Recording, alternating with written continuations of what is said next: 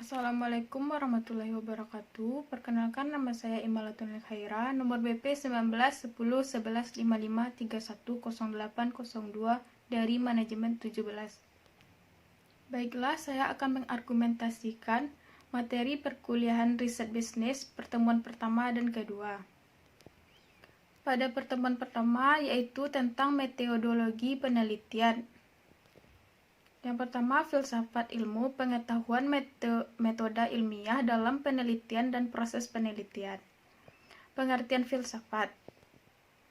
Filsafat dapat diartikan sebagai suatu cara bersifat yang radikal dan menyeluruh, cara berpikir yang mengupas sesuatu sedalam-dalamnya. Pengetahuan dan ilmu. Pengetahuan atau knowledge adalah hasil dari dahu manusia yang sekedar menjawab pertanyaan what, misalnya apa manusia, apa dalam sebagainya. Yang kedua, ilmu atau science. Bukan sekedar menjawab what, melainkan menjawab pertanyaan why dan how. Ilmu pengetahuan. Ilmu pengetahuan adalah sekumpulan pengetahuan yang tersusun secara sistematis dan runtut melalui metode ilmiah. Metode ilmiah disebut juga metode penelitian adalah prosedur atau langkah-langkah sistematis dalam mendapatkan pengetahuan. Fungsi ilmu pengetahuan.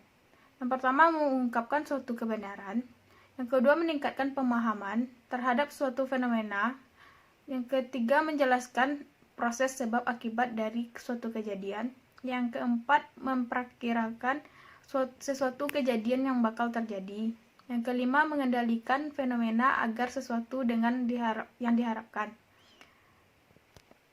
Berdasarkan pengalaman pribadi. Yang pertama, pengalaman itu merupakan sumber pengetahuan untuk memperoleh kebenaran pengetahuan. Yang kedua, dilakukan dengan cara mengulang kembali pengalaman yang diperoleh dalam memecahkan permasalahan yang dihadapi pada masa yang lalu. Melalui jalan pikiran. Pengetahuan manusia diperoleh dengan menggunakan jalan pikiran melalui induksi dan deduksi. Induksi yaitu proses penarikan kesimpulan yang dimulai dari pernyataan-pernyataan khusus ke pernyataan yang bersifat umum. Deduksi yaitu pembuatan kesimpulan dari pernyataan umum ke pernyataan khusus.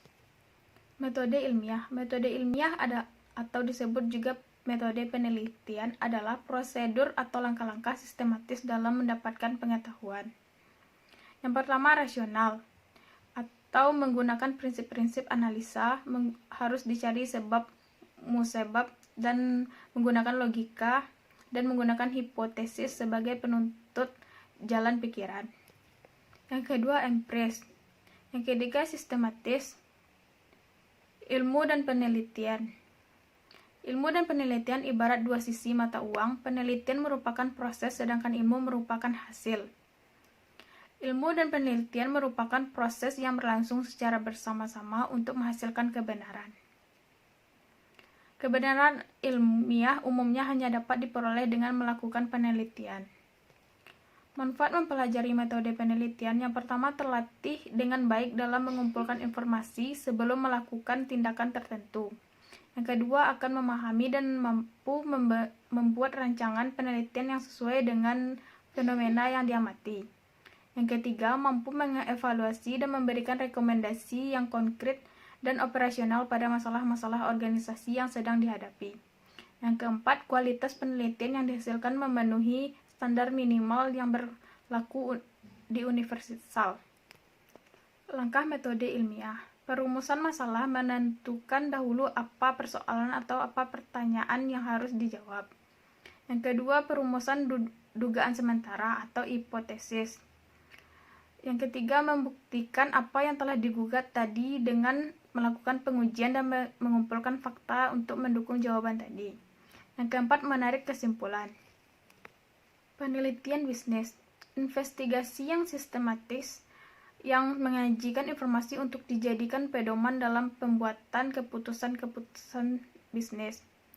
Informasi yang baik dan berkualitas akan memberikan presisi dan prediksi suatu pengambilan keputusan yang jauh lebih berbobot.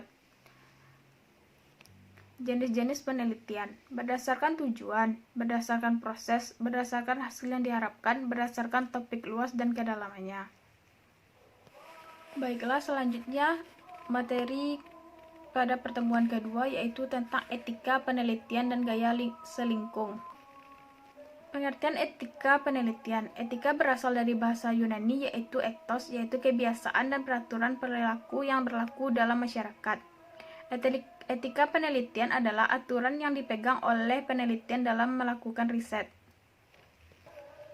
Beberapa nilai etika penelitian: yang pertama, kejujuran; yang kedua, objektivitas; yang ketiga, integritas; yang keempat, ketelitian dan proses penelitian; yang kelima, keterbukaan; yang keenam, penghargaan terhadap HAKI; yang ketujuh, penghargaan terhadap kerahasiaan atau responden; yang kedelapan, publikasi yang terpercaya; yang kesembilan, pembinaan yang konstruktif; yang ke-10, penghargaan terhadap kolega atau rekan kerja; yang ke-11, tanggung jawab sosial; 12, tidak melakukan diskriminasi; yang ke-13, kompetensi; 14, legalitas; 15, mengutamakan keselamatan manusia. 4 prinsip utama dalam penelitian. Yang pertama, menghormati harkat dan martabat manusia; yang kedua, menghormati privasi dan kerahasiaan subjek penelitian; yang ketiga, keadilan dan inklusivitas atau terhitung; yang keempat, perhitungan manfaat dan kerugian yang ditimbulkan. Pelanggaran etika kegiatan ilmiah. Yang pertama, plagiarisme; yang kedua, tempel nama yang tak terlibat; yang ketiga, publikasi hasil penelitian penugasan tanpa izin; yang keempat, tidak menyusun laporan HP.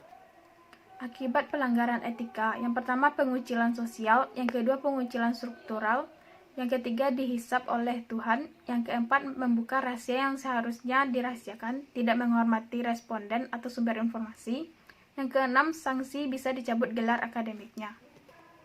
Gaya selingkuh atau pedoman penyusun karya ilmiah. Pedoman tentang tata cara penulisan atau pembuatan karya ilmiah yang dianut oleh setiap bidang ilmu, teknologi, dan seni. Gaya selingkuh merupakan salah satu penciri kepribadian jati diri suatu berkala dari suatu penerbit karya ilmiah. Gaya selingkuh, pedoman penyusun karya ilmiah. Pada dasarnya terdapat 4 kelompok komponen penentuan gaya selingkuh suatu berkala. Yang pertama, perwajahan dan format; yang kedua, pola penulisan; yang ketiga, kedalaman; yang keempat, kerincian penyajian.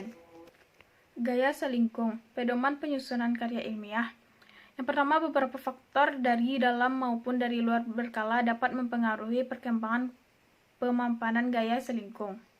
Yang kedua, meskipun demikian, kunci utama terletak di tangan penyunting, terutama penyunting pelaksanaan yang bertanggung jawab atas penanggung-jawaban produksi dan penampilan berkalanya.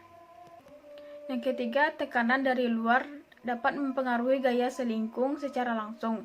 Seperti misalnya ada penyumbangan naskah yang mempunyai otoritas besar sehingga penyunting sungkan untuk mengubah naskahnya. Yang keempat, perkembangan teknologi juga berdampak besar terhadap pemapanan gaya selingkuh. Kemajuan teknik pencetakan, keadaan produksi dan perdagangan kertas, dan pembakuan universal akan menentukan kesinambungan gaya selingkuh. Kecanggihan komputer dengan perangkat lunak sangat mempengaruhi tampilan gaya selingkuh suatu berkala. Baiklah, hanya itu yang dapat saya sampaikan dari argumentasi 2 materi pada pertemuan 1 dan 2. Saya akhiri, wassalamualaikum warahmatullahi wabarakatuh.